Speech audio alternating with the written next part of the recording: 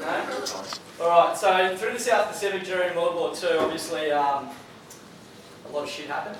The natives saw a lot of stuff they'd never seen before. Things like big steel planes falling out of the sky and dropping off cargo, non-perishable foods, things like bully beef and whatnot.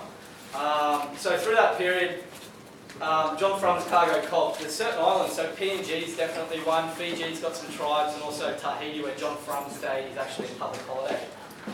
These guys still worship these planes and these gods that used to basically drop off food, water, supplies, all the rest of it through the South Pacific during World War II. So that's where the name John Frum's cargo cult comes from.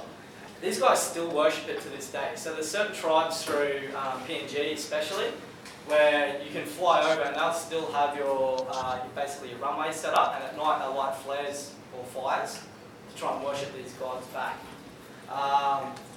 It is really interesting if you go into detail. I'm not going to go into a heap of detail because when you start Googling it, you start getting different versions and stories of that name. But that was a simplistic way of it. Now, everyone here, I'm assuming, would have tried the spice rum or two in their day. So this is probably the one that most people have tried. I'm not trying to slander it, but everyone's tried Savage Jerry. It's very sweet, very vanilla. Very strong taste of vanilla. Same with the Kraken, same with Captain Morgan's. Yeah. So this one's a little bit different. So the lead spice on cargo cult is cardamom and then clove. So for those rum lovers out there, you actually get the taste of the rum. The cardamom and the clove go really, really well with that rum. Towards the end, you will notice a very, very sweet taste, and that's where the cinnamon, ginger, and vanilla level the rum out.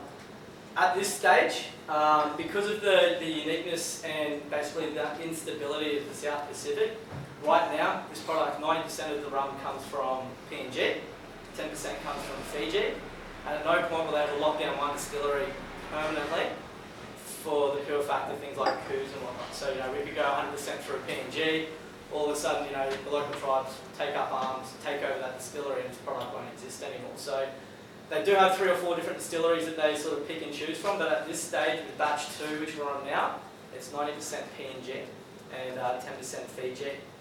They are looking at a little bit into Tahiti as well, just to tie in, because John Frum's day is the public holiday over there, which is quite unique. They still, it's an island nation, and they still worship this god so much that the entire island has a public holiday. So, as everyone started sipping, obviously a lot of beers, just start having a taste. As I said, this is probably a spice rum also for your rum lovers, because you do get to taste a really unique